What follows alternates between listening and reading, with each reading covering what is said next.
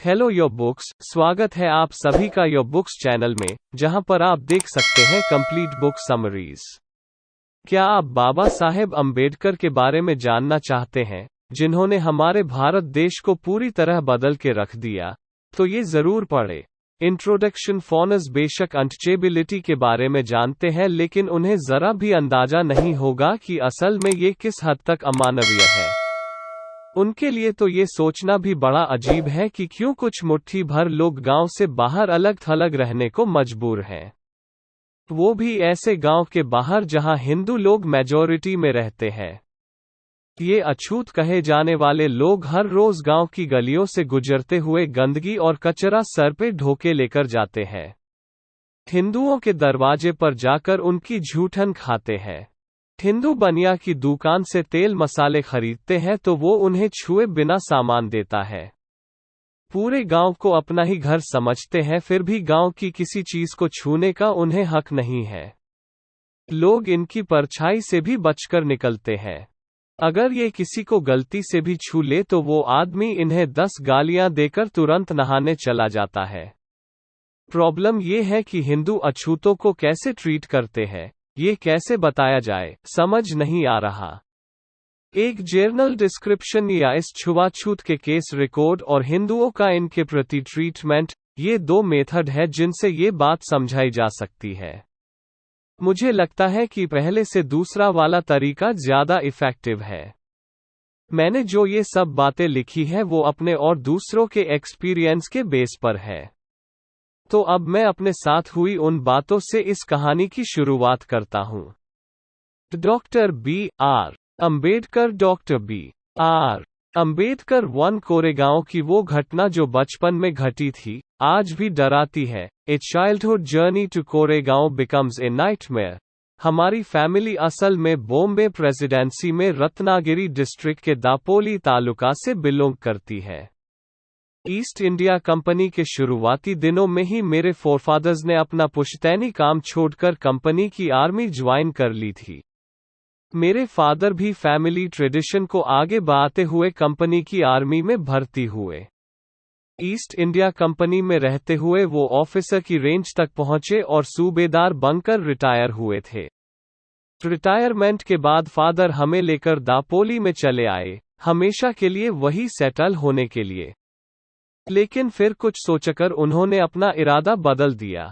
हम लोग दापोली छोड़कर सतारा चले आए थे, जहां हम 1904 तक रहे थे। वो पहली घटना जहां तक मुझे याद आता है यहीं पर 1901 में घटी थी। जब हम सतारा में थे मेरी मदर की डेथ हो चुकी थी। मेरे फादर कोरेगांव, जो कि सतारा डिस्ट्रिक्ट के खताव तालुका में आता है, वहां पर कैशियर की नौकरी करते थे। इस जगह पर बॉम्बे गवर्नमेंट का टैंक खुदाई का काम चल रहा था ताकि वहां की गरीब जनता को कुछ काम मिल सके। उस इलाके में हजारों लोग भूखमरी से मर रहे हैं। कोरेगांव जाने से पहले फादर ने मुझे, मेरे बड़े भाई और मेरी मरी हुई बहन के दोनों बच्चों को हमारी एक रिश्ते की चाची और कुछ मेहरबान पड़ोसियों के भरोसे छोड़ा था। आंटी दिल की बहुत अच्छी थी, लेकिन उसका होना ना होना बराबर ही था। एक तो वो बौनी थी और दूसरा उसके पैरों में कोई बीमारी थी जिसके कारण वो ठीक से चल फिर नहीं पाती थी। कई बार तो हमें उसे उठाना पड़ता था। मेरी और भी बहनें थी, लेकिन सब शादीशुदा थी और अपने ससुराल वालों के साथ वहां से काफी दूर रहती थी। अब आंटी से तो कुछ काम नहीं होता था, इसलिए खाना पकाने की जिम्मेदारी भी हमारे सर थी। हम चारों बच्चे स्कूल जाते थे और अपना खाना भी खुद ही बनाते थे। रोटी बनाने में मुश्किल आती थी, इसलिए हम ज्यादातर पुलाव खाते थे, जो कि रोटी बनाने से इजी काम था। इसमें ज्यादा कुछ नहीं करना पड़ता था, बस चावलों के साथ मटन मिक्स करके पका लो। कैशियर होने के नाते फादर के लिए स्टेशन छोड़कर सतारा आना पॉसिबल नहीं था। इसलिए फादर ने हमें लेटर लिखा कि हम कोरेगांव आकर गर्मी की छुट्टी में उनके साथ रहे। कोरेगांव जाने की बात सुनकर हम बच्चे बड़े खुश हुए, स्पेशली उस वक्त तक हम में से किसी ने भी कभी ट्रेन नहीं देखी थी। हमने जोर शोर से जाने की तैयारी शुरू कर दी। इंग्लिश स्टाइल की नई शर्ट्स खरीदी गई, डिजाइन वाली कैप्स, नए शूज, सिल्क बॉर्डर की धोती। जाने से पहले हमने सब कुछ खरीदा था। फादर ने हमें ट्रैवलिंग के बारे में सब कुछ समझा दिया और ये भी बोला कि डेट हम उन्हें पहले से इन्फॉर्म कर दे ताकि वो हमें लेने अपना पियोन भेज सके जो रेलवे स्टेशन से कोरेगांव लेकर जाएगा। इस प्रॉपर अरेंजमेंट करने के बाद मैं, मेरे बड़े भाई और मेरी सिस्टर के बेटे, हम तीनों कोरेगांव के लिए निकल पड़े। आंटी को हमने सतारा में ही छोड़ दिया और पड़ोसियों को उनकी देखभाल करने के लिए बोल दिया था। रेलवे स्टेशन हमारे घर से कोई 10 मील दूर था। हमने स्टेशन जाने के लिए एक तांगा लिया। हम लोग नए नए कपड़े पहनकर बैठे थे और कोरेगांव जाने के लिए बड़े एक्साइटेड थे। पीछे से हमारी आंटी का रो रो कर बुरा हाल था। हमसे दूर रहने की बात से ही उनकी आधी जान निकल रही थी। स्टेशन पहुंचकर मेरे भाई ने टिकट्स ली और मुझे और मेरी सिस्टर के बेटे को 2-2 आने की पॉकेट मनी दी। पैसे हाथ में आते ही हम नवाब हो गए। सबसे पहले तो हमें लेमनेड खरीद कर पी। कुछ टाइम बाद ट्रेन की विसल बजी। हमें लगा कहीं हम छूट ना जाए, इसलिए जल्दी से हम ट्रेन में चढ़ गए। फादर ने हमें मसूर में उतरने को बोला था, जो कोरेगांव के सबसे पास वाला स्टेशन था। ट्रेन शाम के 5 बजे मसूर स्टेशन पर पहुंची। हम लोग अपना सामान लेकर ट्रेन से उतरे। हमारे साथ जो लोग उतरे थे सब अपने अपने रास्ते जा चुके थे। बस हम चारों ही प्लेटफॉर्म पर रह गए थे, अपने फादर या उनके सर्वेंट के इंतजार में जो हमें लेने आने वाले थे। हमने बड़ी देर तक वेट किया मगर कोई नहीं आया। 1 घंटे बाद स्टेशन मास्टर हमारे पास आया। उसने हमसे टिकट दिखाने को बोला तो हमने दिखा दिया। फिर उसने पूछा, तुम लोग यहाँ क्यों खड़े हो? हमने बताया कि हमें कोरेगांव जाना है और हमें लेने हमारे फादर या उनका सर्वेंट आने वाले थे, मगर वो लोग आए नहीं और हमें आगे का रास्ता नहीं मालूम। हम लोगों के कपड़े और हाव भाव से कोई नहीं बोल सकता था कि हम अछूत हैं। स्टेशन मास्टर को लग रहा था कि हम शायद ब्राह्मण के बच्चे हैं, इसलिए उसे हमसे बड़ी हमदर्दी हो रही थी। और जैसा कि हिंदुओं में रिवाज है, उसने हमसे हमारी कास्ट पूछी। 1 सेकंड में मेरे मुंह से निकला कि हम महार हैं। महार कम्युनिटी को बॉम्बे प्रेसिडेंसी में अछूत समझा जाता है। स्टेशन मास्टर के चेहरे पे हवाइयां उड़ने लगी। एक ही पल में उसका रंग बदल गया। उसके चेहरे से नफरत के भाव साफ झलक रहे थे। जैसे ही उसने सुना कि हम कौन हैं, वो तुरंत वापस अपने रूम में चला गया और हम जहां थे वहीं खड़े रहे। 15 से 20 मिनट और गुजर गए। सूरज डूबने जा रहा था। मेरे फादर और उनके सर्वेंट का कहीं अता पता नहीं था। लास्ट में स्टेशन मास्टर भी अपने घर चला गया। हम लोग बेहद मायूस हो गए। जिस खुशी और मस्ती में हम घर से निकले थे, अब उदासी में बदल गई थी। आधे घंटे बाद स्टेशन मास्टर वापस आया और पूछा, अब तुम लोगों ने क्या सोचा है? हमने कहा, अगर हमें कोई बैलगाड़ी किराए पर मिल जाए तो हम कोरेगांव के लिए निकल लेंगे, नहीं तो पैदल ही चले जाएंगे अगर ज्यादा दूर नहीं हुआ तो। स्टेशन के बाहर कई सारी बैलगाड़ियां सवारी के इंतजार में खड़ी थी, मगर हमारे महार होने के बाद फैल गई थी, इसलिए कोई भी गाड़ी वाला हमें ले जाने को तैयार नहीं था। हम अछूत थे, ना उनकी गाड़ियों को गंदा जो कर देते। डबल किराए का ऑफर भी काम नहीं आया। हमारी तरफ से बार्गन करने वाला स्टेशन मास्टर, जो अब तक खड़ा चुपचाप तमाशा देख रहा था, अचानक हमसे पूछने लगा, क्या तुम बैलगाड़ी चला सकते हो? हमें लगा शायद वो हमारी हेल्प करना चाहता है, तो हमने चिल्लाकर बोला, हाँ हाँ हम चला सकते हैं। तो ठीक है, बैलगाड़ी तुम चलाओगे, मगर तुम्हें गाड़ी वाले को डबल किराया देना होगा और वो पैदल तुम्हारे साथ साथ चलेगा। इस शर्त के साथ एक गाड़ी वाला हमें अपनी गाड़ी देने को तैयार हुआ। आखिर होता भी क्यों नहीं, एक तो उसे डबल भाड़ा मिल रहा था और ऊपर से उसे किसी को अछूत के साथ भी नहीं बैठना पड़ेगा। अब शाम के 6:30 हो चुके थे। हम रात होने से पहले पहले कोरेगांव पहुंचना चाहते थे, इसलिए हमने गाड़ी वाले से पहले ही पूछ लिया कि कोरेगांव अभी कितनी दूर है और हमें कितना टाइम लग जाएगा। लेकिन उसने हमें अश्योर किया कि कोरेगांव 3 घंटे से ज्यादा दूर नहीं है। उसकी बात का यकीन करते हुए हमने अपना सामान चाया और बैलगाड़ी में बैठ गए। जाने से पहले हमने स्टेशन मास्टर का शुक्रिया अदा किया। हम में से एक ने गाड़ी हाँकने की जिम्मेदारी ली और सफर शुरू हुआ। गाड़ी वाला हमारे साइड में ही चल रहा था। अभी स्टेशन से कुछ ही दूर एक नदी पड़ती थी। नदी सूखी पड़ी थी, बस कहीं कहीं पर पानी भरा हुआ था। गाड़ी वाले ने हमसे बोला, यहाँ रुककर थोड़ा खाना वाना खा लो, आगे रास्ते में पानी नहीं मिलेगा। हमने उसकी बात मान ली और गाड़ी रोक दी। उसने बोला, मुझे मेरे किराए में से थोड़े पैसे दे दो, पास के गांव जाकर खाना खा के आता हूँ। मेरे भाई ने उसे थोड़े पैसे दे दिए। मैं जल्दी से खाना खाकर लौटता हूँ, उसने बोला और चला गया। भूख तो हमें भी बड़े जोरों की लगी थी, तो हम भी खाना निकालकर खाने लगे। आंटी ने पड़ोसियों को बोलकर रास्ते के लिए बढ़िया खाना बनवाया था। हमने टिफिन बॉक्स खोले और खाने बैठ गए। हम में से एक पानी लेने नदी के किनारे गया, मगर वो वहां पानी की जगह कीचड़ भरा हुआ था जिसमें जानवरों का गोबर भरा हुआ था। ये पानी इंसानों के पीने लायक तो हरगिज नहीं था। उसमें से इतनी बदबू आ रही थी कि हमें उल्टी आ गई। हमने खाने के डब्बे बंद कर दिए और गाड़ी वाले का वेट करने लगे। उसका कहीं आता पता नहीं था। फिर बड़ी देर बाद वो वापस आया तो एक बार फिर हमने जर्नी स्टार्ट की। कोई 4 या मील चलने के बाद अचानक वो गाड़ी में चढ़ गया और गाड़ी खुद हाँकने लगा। उसकी ये हरकत बड़ी अजीब थी। पहले तो वो हमारे साथ गाड़ी में बैठने को तैयार ही नहीं था कि कहीं हमारे टच करने से वो गंदा ना हो जाए, और अब देखो खुद गाड़ी चला रहा था। पता नहीं उसे क्या हो गया था। खैर, डर के मारे हमने उससे कुछ पूछा भी नहीं, बस यूं ही चुपचाप बैठे रहे। हमें तो बस कोरेगांव पहुंचने की जल्दी थी। बैलगाड़ी चलती जा रही थी। हम सब खामोश थे। यूं ही चलते चलते थोड़ी देर बाद रात का अंधेरा छा गया। रोड्स में स्ट्रीट लैंप ना होने की वजह से कुछ दिखाई नहीं दे रहा था। ऊपर से सड़क भी एकदम सुनसान थी, दूर दूर तक ना आदमी की जात। हमारी जान सूख रही थी। मसूर से चले हुए बहुत देर हो गई थी।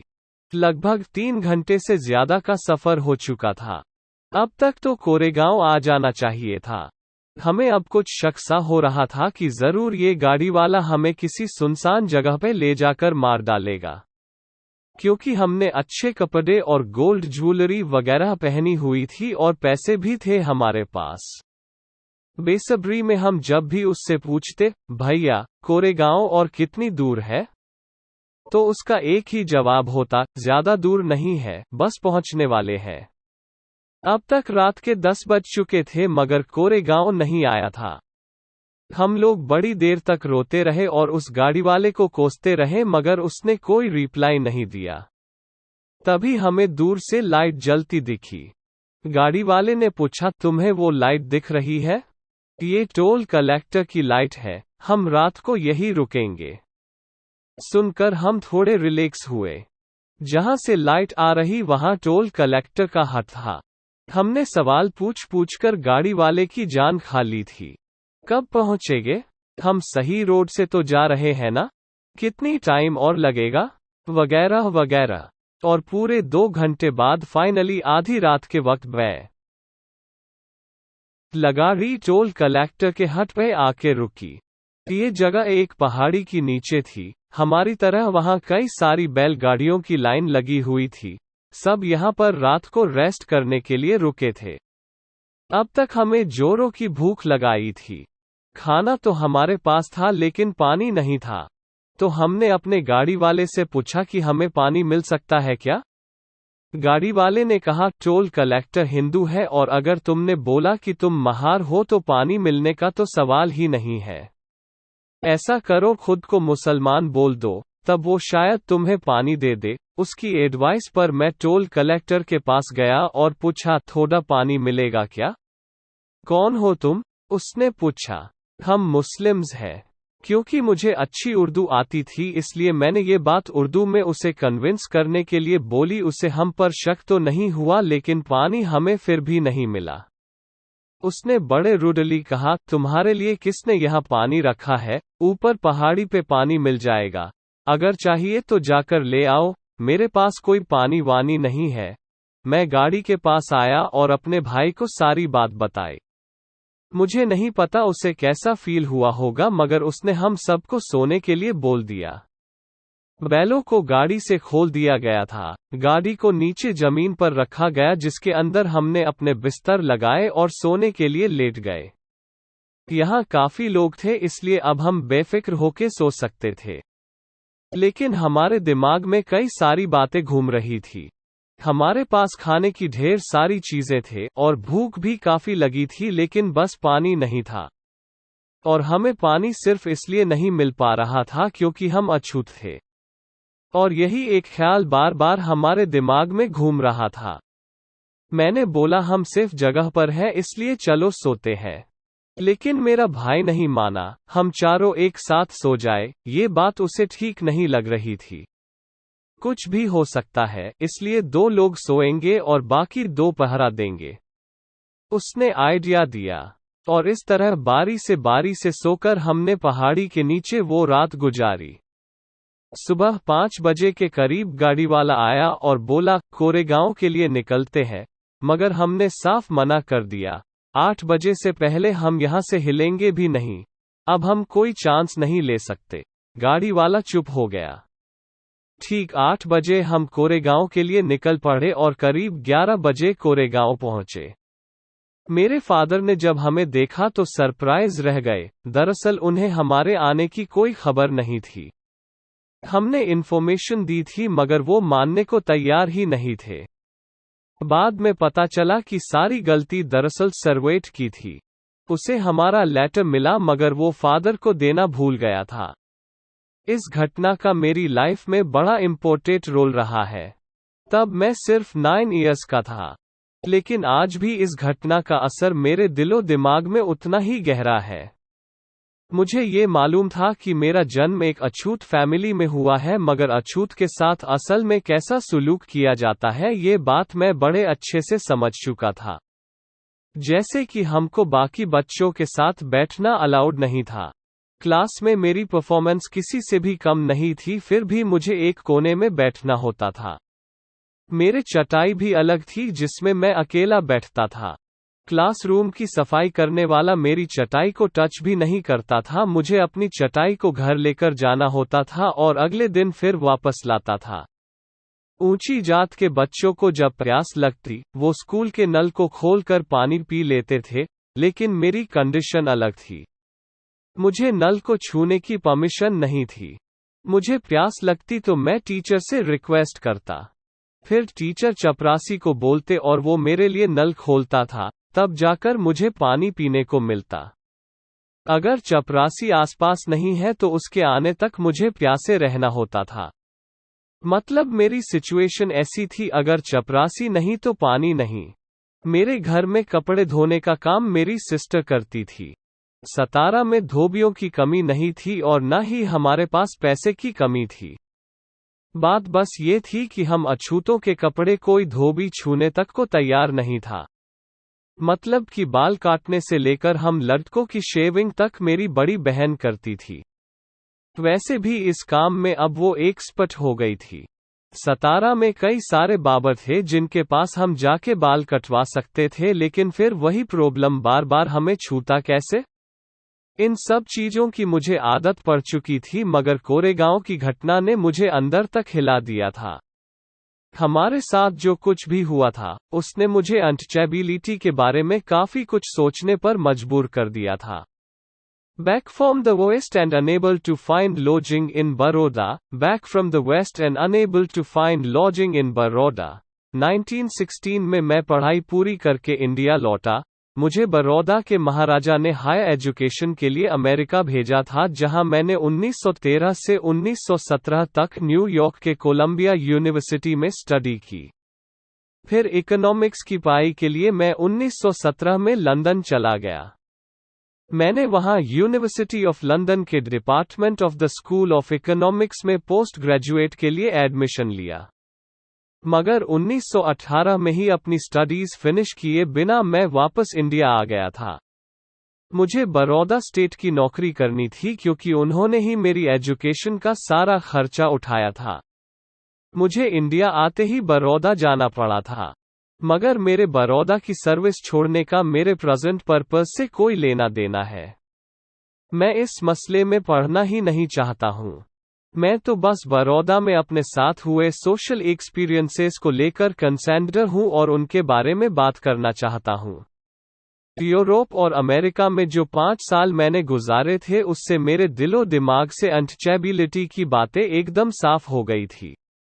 मैं भूल चुका था कि मैं एक अछूत हूँ और ये भी भूल चुका था कि इंडिया में एक अछूत जहाँ भी जाता है वहाँ अपने साथ साथ दूसरों का लिए भी प्रॉब्लम क्रिएट करता है। लेकिन मैं जैसे ही इंडिया लौटा, स्टेशन से बाहर कदम रखते ही मेरे दिमाग में कुछ सवाल घूमने लगे। मुझे कहाँ जाना है? कौन मुझे लेने आएगा? मैं बेहद मायूस हो गया था। मैं जानता था इस शहर में कई सारे हिंदू होटल्स हैं जिन्हें विशीज बोलते हैं, मगर वो लोग मुझे अंदर घुसने नहीं देंगे। एक ही तरीका था कि मैं झूठ बोलकर रूम बुक करा लूं, लेकिन अगर मैं पकड़ा गया तो?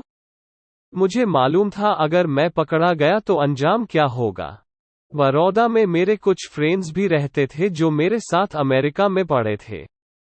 अगर मैं उनके पास गया तो क्या वो रहने देंगे? मुझे श्योर नहीं था। हो सकता है वो रहने दे, या फिर एक अछूत को अपने घर बुलाने में उन्हें शर्म आए। मैं बड़ी देर तक स्टेशन की छत के नीचे खड़े यही सोचता रहा, कहाँ जाऊं? क्या करूं?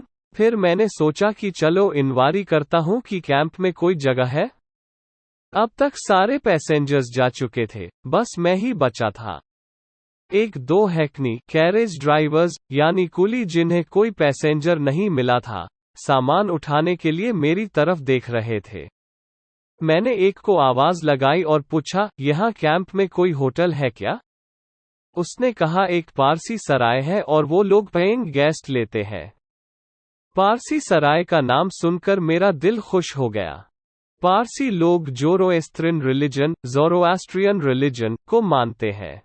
इनके यहाँ छूत अछूत जैसा कोई कल्चर नहीं है क्योंकि उनके धर्म में अनटचेबिलिटी है ही नहीं।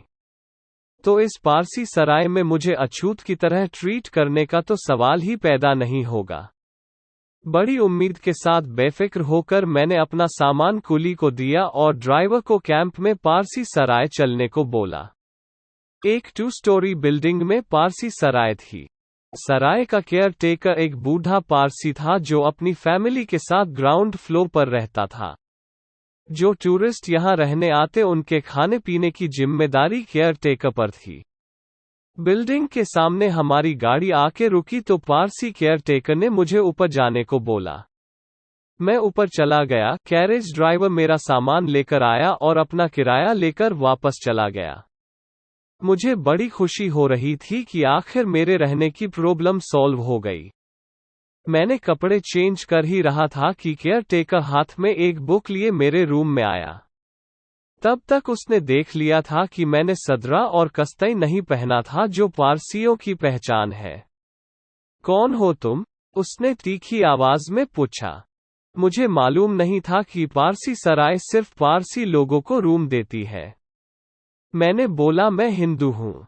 उसे बड़ा शौक लगा। तुम यहाँ नहीं रह सकते, उसने मुझे बोला। मुझे बेहद डिसअपॉइंटमेंट हुई। फिर से मेरे सामने वही सवाल खड़ा हो गया, जाऊं तो जाऊं कहां? खुद को कंट्रोल करते हुए मैंने उसे बोला, मैं हिंदू हूं तो क्या हुआ? मुझे यहाँ रहने में कोई प्रॉब्लम नहीं है, तो आपको क्या प्रॉब्लम है? अरे, तुम यहाँ कैसे रह सकते हो? मुझे रजिस्टर भी तो मेंटेन करना होता है, कौन यहाँ आता है कौन जाता है। उसकी बात में पॉइंट था। मुझे उसकी प्रॉब्लम समझ आ रही थी। मुझे एक आइडिया आया। रजिस्टर में लिखने के लिए मैं कोई पारसी नाम रख लेता 11 हूँ। मैंने कहा, वैसे भी मुझे कोई ऑब्जेक्ट नहीं है तो तुम्हें क्यों है? और मैं यहाँ रहने के पैसे भी तो दे रहा हूँ, इसमें तो तुम्हारा ही फायदा है। केयरटेकर मेरी बात से एग्री लग रहा था। वैसे भी काफी टाइम वहां कोई पेइंग गेस्ट नहीं आया था और उसे पैसे की भी जरूरत थी। लेकिन एक कंडीशन पर तुम यहाँ रह सकते हो, तुम रहने खाने का रोज का ₹1.5 देना होगा। वो बोला। मैंने झट से हाँ बोला और एक पारसी नाम से रूम बुक करवा लिया। रजिस्टर में मेरा नाम लिखकर वो नीचे चला गया। मैंने चैन की सांस ली। एक मुसीबत हल हुई, मैं खुश था। लेकिन खुशी मेरी किस्मत में कहाँ? मुझे क्या मालूम था मेरी खुशी कुछ पल की है।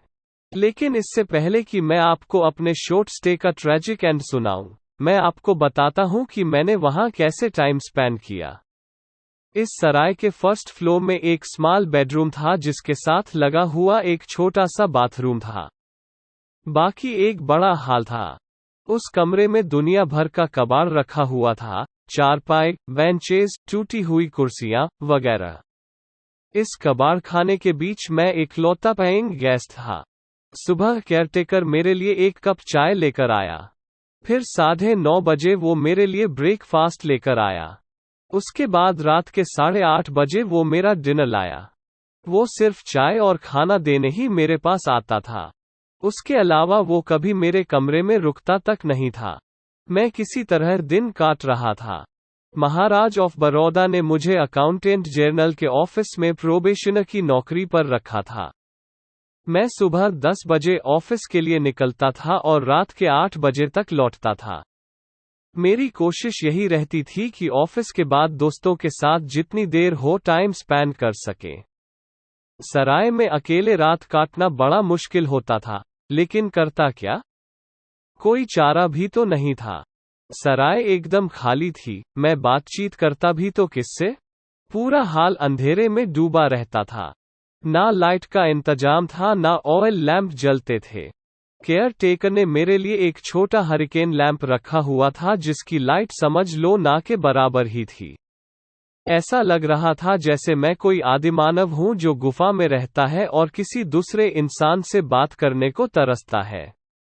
लेकिन कोई नहीं था जो मेरा सुख दुख बांटता। अपना दिल बहलाने के लिए मैंने किताबों का सहारा लिया। मैं अब हर वक्त पढ़ता रहता था। किताबें पढ़कर अकेलापन कुछ हद तक कम हुआ, मगर हाल में चमगादड़ों ने घर बना रखे थे जिनकी आवाज मुझे डिस्टर्ब करती थी।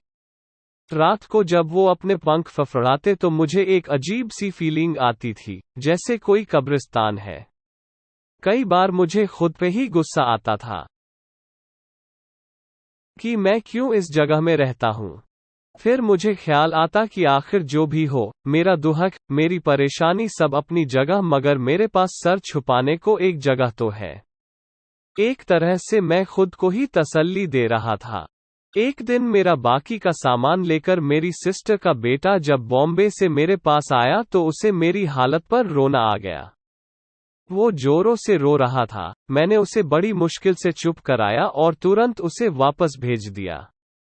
मैं एक पारसी सराय में छुपकर नाम चेंज करके रहता हूँ। ये बात अगर किसी को पता चली तो मैं पकड़ा जाऊंगा।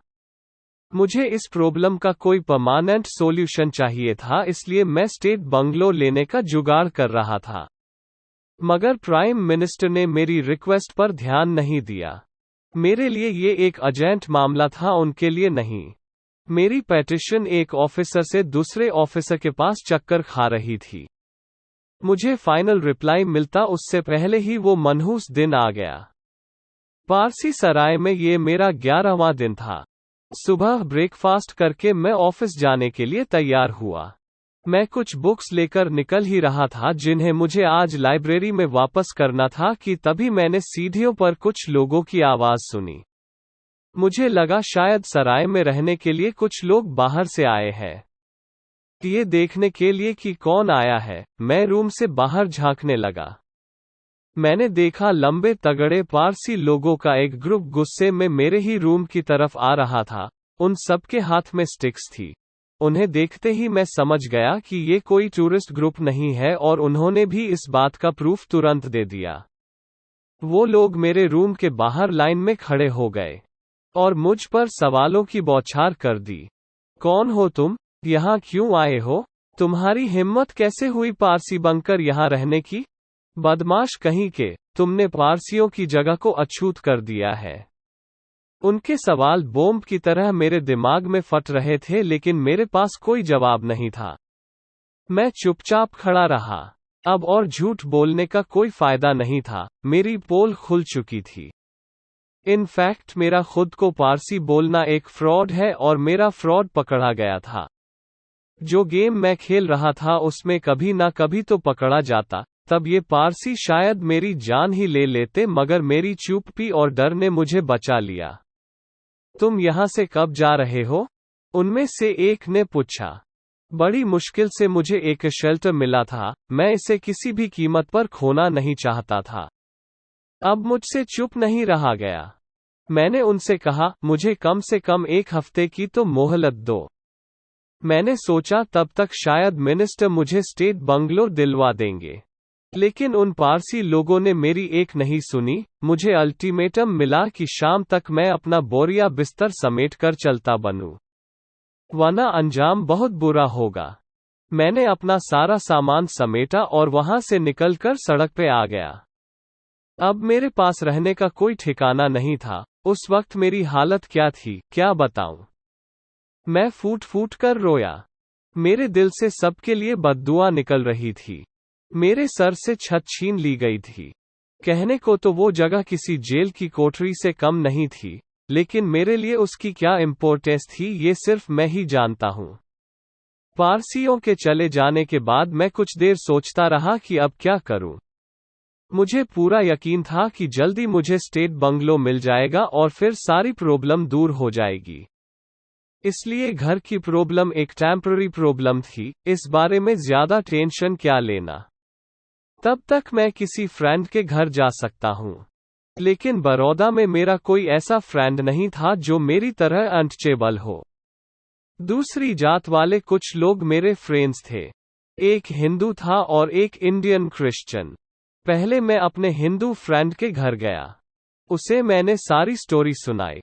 वो मेरा बेस्ट फ्रेंड था और दिल का बड़ा मेरे साथ जो कुछ भी हुआ था उसे सुनकर दुख हुआ, मगर उसने एक बात बोली, तुम मेरे घर आ सकते हो मगर मेरे सारे नौकर भाग जाएंगे। मतलब कि उसने हिंट दे दिया कि कोई अछूत उसके घर नहीं आ सकता। मैंने भी उसे ज्यादा फोर्स नहीं किया। अपने क्रिश्चियन फ्रेंड के पास मैं जाना नहीं चाहता था। एक बार उसने मुझे अपने घर रहने के लिए इनवाइट किया था, लेकिन तब मुझे पारसी सराय में रहना था, इसलिए मैंने उसे मना कर दिया था। इसकी एक वजह थी, उसकी कुछ हैबिट्स मुझे पसंद नहीं थी और अब उसके घर जाकर मैं उसका एहसान नहीं लेना चाहता था। मैं अपने ऑफिस गया, लेकिन अपने लिए एक शेल्टर ढूंढने का मैं कोई चांस मिस नहीं करना चाहता था। एक फ्रेंड ने मुझे उसी क्रिश्चियन फ्रेंड के पास जाने की एडवाइस दी।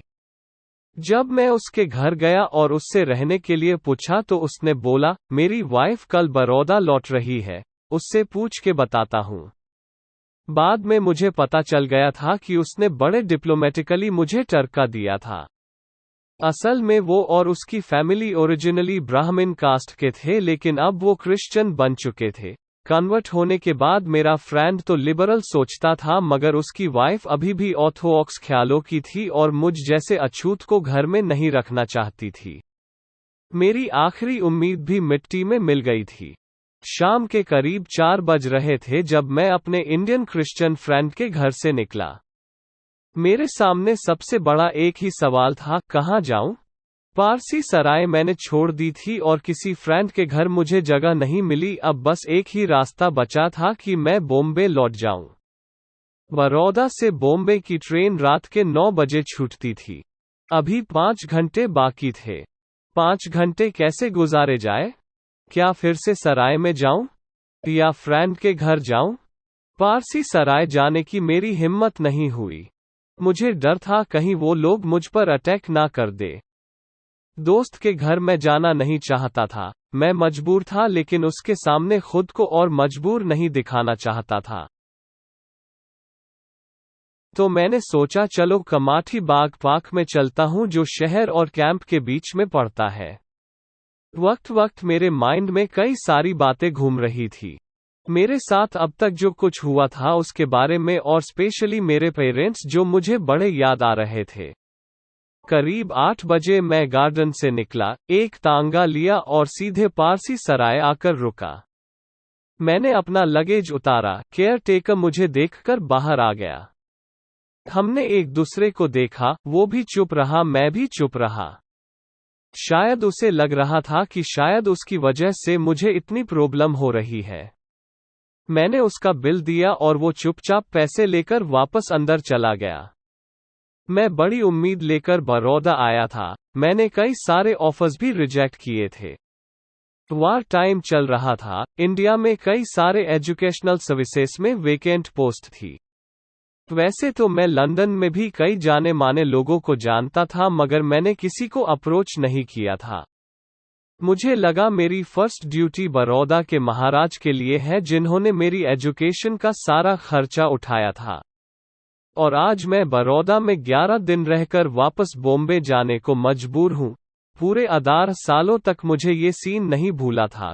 गुस्से में पागल 1 दर्जन पारसी हाथों में डंडे लिए मेरे आगे खड़े हैं और मैं उनसे रहम की भीख मांग रहा हूँ, और इतने सालों बाद भी इस बात को याद करके मेरी आंखों में आंसू आ जाते हैं। और उस दिन फर्स्ट टाइम मुझे पता चला कि एक अछूत जितना हिंदू के लिए अछूत है, उतना ही पारसियों के लिए भी है।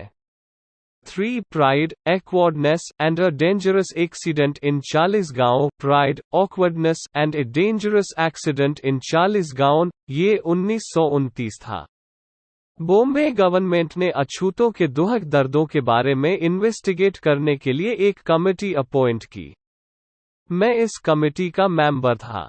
कमेटी को पूरे इलाके में घूमकर अछूतों पर हो रहे जुल्म और इनजस्टिस के मामलों को इन्वेस्टिगेट करना था। कमेटी को डिवाइड किया गया। मेरे साथ एक और मेंबर था। हमें खानदेश के 2 डिस्ट्रिक्ट दिए गए थे। हम दोनों ने अपने काम फिनिश करके अलग अलग निकल गए। वो एक हिंदू संत से मिलने चला गया और मैं ट्रेन से बॉम्बे के लिए निकल पड़ा। चालीसगांव में उतरकर मैं एक विलेज में गया जो धुलिया लाइन में पड़ता था। मुझे यहाँ पर एक सोशल बायकॉट का केस इन्वेस्टिगेट करना था। गांव के कुछ हिंदुओं ने एक कांस्टेबल को गांव से बाहर निकाल दिया था। चालीसगांव के अछूत स्टेशन आए और मुझसे रिक्वेस्ट करके बोले कि मैं रात में उनके साथ स्टे करूं। मेरा प्लान था कि मैं सोशल बायकॉट का केस स्टडी करके सीधे बॉम्बे चला जाऊंगा, लेकिन उन लोगों की रिक्वेस्ट पर मुझे उनकी बात माननी पड़ी। मैंने विलेज जाने के लिए धुलिया की ट्रेन ली। वहां पहुंचकर मैंने उन्हें विलेज की सिचुएशन के बारे में बताया और नेक्स्ट ट्रेन से चालीसगांव आ गया। स्टेशन पर चालीसगांव के अछूत मेरा वेट कर रहे थे। उन्होंने मुझे फूलों की माला पहनाए। अछूतों का मोहल्ला यानी मारवाड़ा वहां से 2 मील दूर था। बीच में एक नदी पड़ती थी जिस पर एक पुल था। हमें इसी पुल से होकर विलेज तक जाना था। स्टेशन पर कई सारे तांगे सवारी के इंतजार में खड़े थे। वैसे मारवाड़ा वॉकिंग डिस्टेंस में था।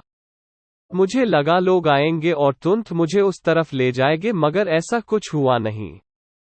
और मुझे समझ नहीं आया कि मैं वेट क्यों कर रहा हूँ। करीब 1 घंटे बाद एक तांगा प्लेटफॉर्म पे मेरे पास आकर रुका। मैं उस पर बैठ गया। उस तांगे पर हम 2 ही लोग थे, एक तांगे वाला और एक मैं। बाकी लोग एक शॉर्टकट से पैदल आ रहे थे। तांगा अभी 200 कदम भी नहीं चला होगा कि एक कार के साथ उसकी टक्कर होते होते बची। मुझे क्या पता था कि ड्राइवर इतना अनाड़ी होगा। वहां खड़ा एक पुलिसमैन जोर से चिल्लाया, तब जाकर कार वाले ने ब्रेक लगाए। खैर, हम लोग पुल तक पहुंचे। इस पुल की रेलिंग या दीवारें नहीं थी जैसा कि अक्सर नदी के बड़े पुलों में होती है। 5 या 10 फीट की दूर पर बीच बीच में पत्थर लगे हुए थे। जिस रोड पे हम आ रहे थे, ये पुल उससे राइट एंगल पर नदी के ऊपर बना था। इसलिए रोड से पुल तक आने के लिए एक शार्प टर्न लेना पड़ता था। पुल के फर्स्ट स्टोन के पास घोड़े ने स्ट्रेट जाने के बजाय टर्न ले लिया और लुढ़क आ गया। तांगे का पहिया इतनी जोर से पत्थर से टकराया कि मैं तांगे से उछलकर सीधा जमीन पर गिरा, और मेरा तांगा और घोड़ा दोनों जाकर नदी में गिरे। मैं इतने जोर से गिरा था कि थोड़ी देर यूं ही सेंसलेस पड़ा रहा। महारवाड़ा नदी के अपोजिट साइड में था। स्टेशन में मुझे लेने जो लोग आए थे वो शॉर्टकट लेकर मुझसे पहले पहुंच चुके थे। उन्होंने मुझे उठाया और महारवाड़ा लेकर गए। बच्चे, औरतें, मर्द सब मेरी हालत पर रो रहे थे। मैं बुरी तरह इंजर्ड था, मेरा पैर भी टूट गया था। कई दिनों तक तो मैं चल ही नहीं पाया। ये सब अचानक कैसे हुआ, मुझे कुछ समझ नहीं आ रहा था। दिल्ली उस पुल से तांगे पास होते थे, लेकिन कभी किसी घोड़े वाला का कंट्रोल लूज नहीं हुआ तो फिर मेरा तांगा ही क्यों टूटा? इंक्वायरी करने पर असली बात मालूम पड़ी। रेलवे स्टेशन पर तांगा मिलने में टाइम इसलिए लग रहा था क्योंकि कोई भी तांगे वाला एक अनटचेबल को अपने तांगे में बिठाने को रेडी नहीं था। ये उनकी शान के खिलाफ था, और मैं स्टेशन से पैदल चलकर जाऊं, ये बात महार लोगों को बर्दाश्त नहीं हो रही थी, क्योंकि वो मेरी बड़ी रिस्पेक्ट करते थे। तो डिसाइड ये हुआ कि तांगे वाला अपनी तांगा रेंट पर देगा मगर खुद नहीं चलाएगा। महार लोगों को कोई दूसरा ड्राइवर ढूंढना होगा जो मुझे बैठाकर महारवाड़ी तक लेकर जाए। लेकिन ये लोग भूल गए थे कि इज्जत से ज्यादा से पैसेंजर की सेफ्टी ज्यादा जरूरी है। इनमें से किसी को भी तांगा चलाना नहीं आता था क्योंकि ये इनका काम नहीं था। फिर एक आदमी ने रिस्पॉन्सिबिलिटी ली और मुझे तांगे पर बिठाकर ले गया। उसने सोचा था गा चलाना कौन सा मुश्किल काम है, मगर उससे कंट्रोल छूट गया और ये एक्सीडेंट हो गया। 40 गांव के इन महार लोगों ने तो इज्जत बचाने के लिए मेरी लाइफ ही दांव पे लगा दी थी। उस दिन मुझे समझ आया कि एक अनपढ़ तांगे वाला भी खुद को एक अछूत से कहीं ज्यादा सुपीरियर समझता है, फिर चाहे वो अछूत कोई बैरिस्टर ही क्यों ना हो। 4. Polluting the water in the fort of Daulatabad. Polluting the water in the fort of Daulatabad. Daulatabad fort में पानी गंदा करना। 1934 में movement of the depressed classes के मेरे कुछ साथियों ने मेरे साथ घूमने का प्लान बनाया। मैं मान गया। हमने डिसाइड किया कि हम लोग वेरुल के बुद्धिस्ट केव्स भी जाएंगे। मुझे पहले नासिक जाना था जहां मेरे फ्रेंड्स मुझे ज्वाइन करने वाले थे। वेरुल जाने के लिए हमें पहले औरंगाबाद जाना था। औरंगाबाद तब मोहम्मडन स्टेट हैदराबाद का एक टाउन था जो हिज हाइनेस निजाम के अंडर आता था। औरंगाबाद पहुंचने के लिए हमें पहले एक और शहर दौलताबाद से होकर गुजरना था। ये टाउन भी हैदराबाद स्टेट में था। दौलताबाद एक हिस्टोरिकल सिटी है। किसी जमाने में ये एक फेमस हिंदू राजा रामदेव राय की कैपिटल हुआ करता था। दौलताबाद फोर्ट के जाना माना एंशियंट हिस्टोरिकल मोन्यूमेंट है जिसे देखने दूर दूर से टूरिस्ट आते हैं। तो हमने भी प्लान किया कि हम लोग दौलताबाद फोर्ट देखने जाएंगे। हमने कुछ बसें और टूरिस्ट कार हायर की। हम लोग कुल मिलाकर 30 लोग थे। हम नासिक से येओला पहुंचे क्योंकि ये औरंगाबाद के रास्ते में पड़ता था। वैसे हमने पहले से अपना कोई टूरिस्ट प्लान अनाउंस नहीं किया था। हमारा आइडिया था कि हम लोग चुपचाप से सारी जगह घूम फिर के आ जाएंगे। दरअसल हम उन प्रॉब्लम्स को अवॉइड करना चाहते थे जो हम जैसे अनटचेबल लोगों को ट्रैवलिंग के दौरान होती है। जिन जगहों पर हमें स्टे करना था वहां हम पहले से इन्फॉर्म कर चुके थे। हालांकि हम लोग निजाम के स्टेट से होकर जा रहे थे मगर हमारा कोई आदमी हमें मिलने नहीं आया। दौलताबाद काफी डिफरेंट लगा। वहां हमारे लोगों को ऑलरेडी इन्फॉर्म कर दिया गया था कि हम वहां स्टे करने आ रहे हैं, इसलिए वो लोग शहर के बाहर ही हमारा वेट कर रहे थे। उन्होंने सजेस्ट किया कि फोर्ट जाने से पहले हम लोग गाड़ियों से उतरकर फ्रेश हो जाए और कुछ या नाश्ता कर ले। लेकिन हमने सोचा अगर रुके तो देर हो जाएगी, और हम अंधेरा होने से पहले ही फोर्ट देख लेना चाहते थे। हालांकि सबका चाय पीने का बड़ा मन हो रहा था, इसलिए हमने मना कर दिया और बोला कि हम लोग वापसी में चाय नाश्ता करेंगे। ये रमजान का मंथ था जिसमें मुस्लिम्स लोग पूरे महीने फास्ट रखते हैं। फोर्ट के गेट के बाहर ही पानी से भरा एक टैंक रखा था। चारों तरफ एक चौड़ी स्टोन पेवमेंट थी। हम लोगों के कपड़े, पूरी बॉडी और फेस सफर की धूल मिट्टी से भरे थे। तो हमने सोचा क्यों ना हाथ मुंह धोकर थोड़ा फ्रेश हो जाए। हमने टैंक से पानी निकाला और हाथ पैर धोने शुरू कर दिए। इसके बाद हम फोर्ट के गेट पर पहुंचे। अंदर और सोल्जर्स खड़े थे। उन लोगों ने फोर्ट के बड़ा सा गेट हमें एंट्री दे दी। हम लोग अभी गॉड से फोर्ट के अंदर जाने के बारे में पूछ ही रहे थे कि एक सफेद दाढ़ी वाला एक मुस्लिम बुढ़ा पीछे से चिल्लाता हुआ आया, ये ढेओ यानी अछूतों ने पानी गंदा कर दिया है। बस फिर क्या था, जितने भी वहां बूढ़े जवान मुस्लिम्स थे सबने हमें गालियां बकना शुरू कर दिया। ये ढेर सर ज्यादा सर चढ़ गए हैं, ये अपनी औकात भूल गए हैं, इन्हें तो सबक सिखाना पड़ेगा। उन लोगों ने हमें घेर लिया था। हमने उन्हें बोला, हम बाहर से आए हैं, हमें यहाँ के लोकल कस्टम मालूम नहीं है। मगर उन्होंने हमारी एक नहीं सुनी। उनका गुस्सा उन लोकल अनटचेबल्स पर फूट पड़ा जो शोर शराबा सुनकर फोर्ट के गेट पे इकट्ठा हो गए थे। तुम लोगों ने इन आउटसाइडर्स को क्यों नहीं बताया कि इस टैंक का पानी अछूत नहीं छू सकते? वो लोग बार बार उनसे पूछ रहे थे। बेचारे अछूत लोग, वो तो उस टाइम वहां थे भी नहीं जब हमने टैंक से पानी निकाला था। ये हमारी गलती थी जो हमने बिना पूछे उनका पानी छुआ था। लोकल अछूतों ने प्रोटेस्ट किया कि हम क्या करें, हम तो इन्हें जानते तक नहीं। लेकिन वो मुस्लिम्स हमारी एक भी बात सुनने को तैयार नहीं थे। वो लगातार हमें और लोकल लोगों को उल्टा सीधा बोलते रहे, गंदी गंदी गालियां देते रहे। इतनी गंदी गालियां सुनकर किसी का भी खून खौलता। हम चुप रहे, रिप्लाई करते तो दंगा फसाद सकता था और लोग मरने मारने को तैयार हो जाते। हम किसी क्रिमिनल केस में नहीं पढ़ना चाहते थे, वरना हमारा सारा प्लान चौपट हो जाता। एक यंग मुस्लिम बार बार बोले जा रहा था, हर किसी को अपने मजहब के हिसाब से चलना चाहिए। असल में वो कहना चाहता था कि अछूतों को पब्लिक टैंक से पानी नहीं लेना चाहिए। उसकी बात मुझे बड़ी बुरी लगी और मैंने गुस्से में उससे पूछा, क्या तुम्हारा मजहब तुम्हें यही सीखता है? अगर कोई मुस्लिम बन जाए तब क्या तुम उसे पानी छूने दोगे? मेरे तीखे सवालों का उन पर कुछ असर दिखा। उनके पास मेरी बात का कोई जवाब नहीं था। सब बुद्ध बनकर खड़े थे। मैंने गार्ड से गुस्से में पूछा, अब हम अंदर जा सकते हैं या नहीं? बताओ। अगर नहीं जा सकते तो हम यहाँ से अभी निकलते हैं। गार्ड ने मेरा नाम पूछा, मैंने एक पेपर पर अपना नाम लिख कर दिया। वो अंदर सुपरिटेंडेंट के पास गया और थोड़ी देर में बाहर आया। हमें बोला गया कि आप फोर्ट देख सकते हो मगर अंदर किसी भी जगह पानी को छूना मत।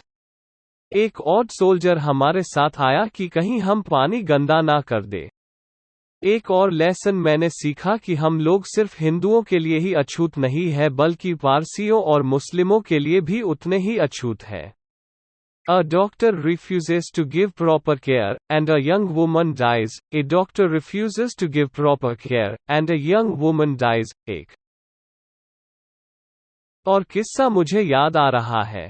ये इंसिडेंट काठियावाड़ के एक विलेज की है, जहां एक अनटचेबल स्कूल टीचर था। उसने यंग इंडिया जेल में एक लेटर भेजा था जो कि हमारे बापू यानी गांधी जी चलाते थे। इस टीचर ने अपने लेटर में लिखा था कि कैसे एक हिंदू डॉक्टर ने डिलीवरी के वक्त उसकी वाइफ को प्रॉपर मेडिकल ट्रीटमेंट नहीं दिया, जिसके चलते उसकी वाइफ और न्यू बॉर्न बेबी की डेथ हो गई थी। ये लेटर कुछ इस तरह था, इस महीने की 5 तारीख को मेरी वाइफ को बच्चा पैदा हुआ था और 7 को मेरी वाइफ बीमार पड़ गई। उसे लूज मोशन हो रहे थे, उसकी कंडीशन काफी खराब थी। उसे ब्रीथिंग में प्रॉब्लम हो रही थी, उसकी पसलियों में भी काफी पेन था। मैं डॉक्टर को बुलाने गया मगर उसने ये बोलकर इनकार कर दिया कि वो एक हरिजन के घर नहीं जाएगा और न ही वो बच्चे को देखेगा। मैं फिर नगर सेठ और गरासिया दरबार गया और उनसे मदद की भीख मांगी। नगर सेठ ने इस शर्त के साथ कि मैं 2 रुपए फीस दूंगा, डॉक्टर को मेरे घर चलने के लिए मना लिया। डॉक्टर मेरे घर आया मगर इस शर्त पे कि वो मेरी वाइफ और बच्चे को हरिजन कॉलोनी के बाहर देखेगा। मैं अपनी बीवी और बच्चे को कॉलोनी के बाहर लेकर गया। डॉक्टर ने थर्मामीटर एक मुस्लिम को पकाया, उसने मुझे और मैंने अपनी वाइफ को मेरी वाइफ ने थर्मोमीटर मुंह में रखने के बाद मुझे दिया, मैंने मुस्लिम को और मुस्लिम ने डॉक्टर को। ये शाम 8 बजे की बात थी। डॉक्टर ने थर्मोमीटर को लैंप की रोशनी में चेक किया और बोला पेशेंट को न्यूमोनिया हुआ है। फिर उसके बाद वो वापस चला गया और मेडिसिन्स भिजवा दी। मैं बाजार से कुछ लिनसीड लेकर आया और अपनी वाइफ को दिया। मेरे 2 रुपए देने के बावजूद डॉक्टर ने मेरी वाइफ को दोबारा चेक करने से मना कर दिया।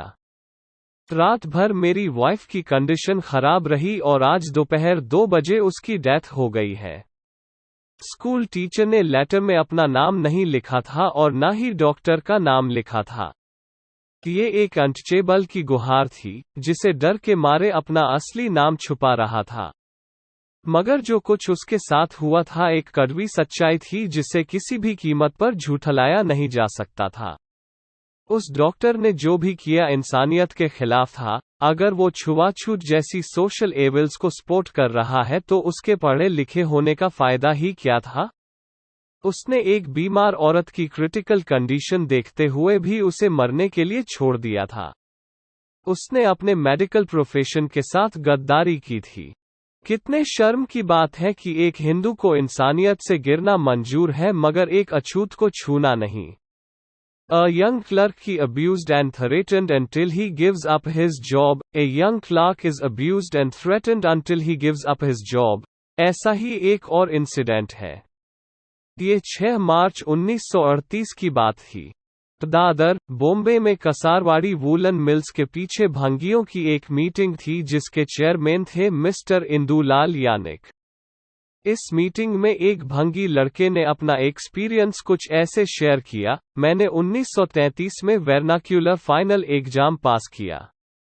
मैं 4th क्लास तक इंग्लिश पढ़ा हूँ। मैंने बॉम्बे म्यूनिसिपैलिटी के स्कूल कमेटी में टीचर की जॉब के लिए अप्लाई किया था, मगर मुझे जॉब नहीं मिली क्योंकि कोई वैकेंसी ही नहीं थी। फिर मैंने अहमदाबाद में तलाती यानी विलेज पटवारी में बैकवर्ड क्लास ऑफिसर के लिए अप्लाई किया। मुझे वो जॉब मिल गई। मुझे 19 फरवरी 1936 में तलाती अपॉइंट किया गया था। खेड़ा डिस्ट्रिक्ट के बोरसाद तालुका के मामलतदार ऑफिस में मेरी ड्यूटी थी। वैसे तो मेरा परिवार ओरिजिनली गुजरात से ही बिलोंग करता है मगर गुजरात जाने का ये मेरा पहला मौका था। मुझे नहीं मालूम था कि गवर्नमेंट ऑफिस में भी लोग छुआछूत मानते होंगे। मैंने पहले ही अपनी एप्लीकेशन फॉर्म में मेंशन कर दिया था कि मैं एक हरिजन हूं तो मुझे लगा कि मेरे ऑफिस वालों को ये बात पहले से मालूम होगी। मगर वहां जाकर मैं हैरान रह गया। जब मैं मामलतदार ऑफिस में चार्ज लेने गया तो वहां के क्लर्क का बिहेव कुछ अजीब था। उसने मुझसे पूछा, कौन हो तुम? मैंने कहा, सर, मैं एक हरिजन हूं, दूर हटो, एक कोने के जाकर खड़े हो जाओ। तुम्हारी हिम्मत कैसे हुई मेरे नजदीक आने की? शुक्र करो तुम ऑफिस में हो, अगर बाहर मेरे इतने पास आने की जुर्रत करते तो मैं लातों से तुम्हारा मुंह तोड़ देता। बड़ा आया यहां नौकरी करने वाला। उसके बाद उसने मुझसे बोला, अपने सारे डॉक्यूमेंट्स नीचे रखो जमीन पर। मैंने कागज जमीन पर रखे, उसने उठाए और चेक किए। बोरसाद के मामलतदार के ऑफिस में काम करते हुए मुझे पानी तक मुश्किल से नसीब होता था। ऑफिस के बरामदे में पानी के भरे कैन रखे होते थे। पानी पिलाने के लिए एक आदमी भी रखा हुआ था। उसकी ड्यूटी थी सबको पानी पिलाने की। उसकी एब्सेंस में सारे लोग खुद ही पानी निकाल कर पीते थे, मगर मैं उन वाटर कैन को छू भी नहीं सकता था। मेरे छूने से पानी गंदा हो जाता, इसलिए मैं पानी पिलाने वाले मेहरबानी पे जिंदा था। मेरे लिए एक छोटा जंग लगा गिलास रखा हुआ था। इस गिलास को ना तो कोई टच करता था और ना ही धोता था। वाटरमैन मुझे इसी गिलास में ऊपर से पानी डालकर देता था। वाटरमैन नहीं है तो मुझे प्यास बर्दाश्त करनी पड़ती थी, और ये पानी वाला भी कोई कम नहीं था। जैसे ही देखता कि मैं पानी लेने आ रहा हूं तो वो वहां से खिसक जाता था। कई बार तो ऐसा हुआ है कि मुझे पूरे दिन पानी नहीं मिला। यही परेशानी मुझे रेंट पे कमरा लेते वक्त भी आती है। बोरसाद में मेरा कोई नहीं है और कोई हिंदू मुझे मकान रेंट पे देने को तैयार नहीं होता।